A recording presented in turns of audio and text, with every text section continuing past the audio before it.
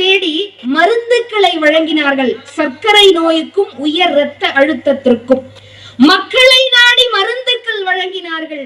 அத்தகைய திட்டத்தை தொடங்கியவருக்கு இன்று ஐநா சபையே தேடி வந்து விருது கொடுத்திருக்கிறது. யுனைடெட் நேஷன் இன்டர்ஏஜென்சி டாஸ்க் போர்ஸ் என்கின்ற விருதினை நம்முடைய மக்கள் நல்வாழ்வுத்துறை அமைச்சருக்கு ஐநாவே கொடுத்திருக்கிறது என்று சொன்னால், இந்த திராவிட முன்னேற்ற கழகம் என்கின்ற ஆட்சியினுடைய சாதனை உலக அளவில் இருக்கு. அந்த காலை உணவு திட்டம் என்பது மற்ற மாநிலங்களுடைய தேர்தல் அறிக்கையில் இருந்தா அதை பத்தி நம்ம பெருசா கவலைப்பட வேண்டாம். ஆனா இன்றைக்கு அந்த காலை உணவு திட்டம் என்பது உயர்ந்த நாடு, வளர்ந்த நாடு என்று சொல்லப்படக்கூடிய கனடா நாட்டிலே இந்த திட்டத்தை பின்பற்றுகிறார்கள். இதுதான் திராவிட மாடலுக்கு கிடைத்த மிகப்பெரிய அங்கீகாரம். ஒரு பக்கம் தொழில் துறையில புரட்சி, ஒரு பக்கம் கல்வித்துறையில புரட்சி, ஒரு பக்கம் பெண்களுடைய மேம்பாட்டில் புரட்சி. இப்படியே இருக்கும் பொழுது விளையாட்டு துறையிலும் தமிழ்நாடு புரட்சி செய்து வருகிறது. உலகத்தையே திரும்பி பார்க்கிற அளவிற்கு செஸ் ஒலிம்பியாட் போட்டியை நடத்தியது இந்த திராவிட மாடல் அரசாங்கம். ஃபார்முலா 4 கார் பந்தயத்தை நடத்தி இருக்கிறார் நம்முடைய துணை முதல்வர் அவர்கள்.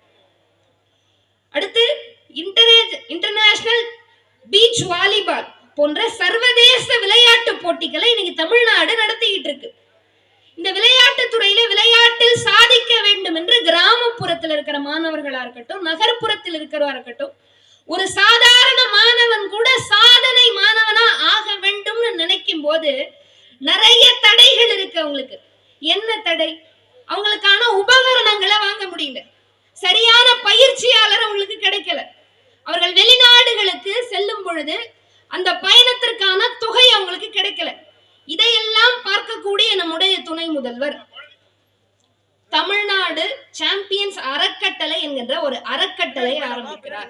இந்த அறக்கட்டளை மூலமாக அனைத்து மாணவர்களுக்கும், ஒரு மாணவர்களுக்கு ஆலோசனை தேவையா, அவர்களுக்கான ஆலோசனை, உபகரணங்கள், விளையாட்டு சம்பந்தமான உபகரணங்கள், அவர்களுக்கான பயிற்சிகள், இப்படி பல்வேறு வகையான உதவிகளை செய்து விளையாட்டு துறையிலும் புரட்சி செய்கிறது இந்த திராவிட மாடல் அரசாங்கம்.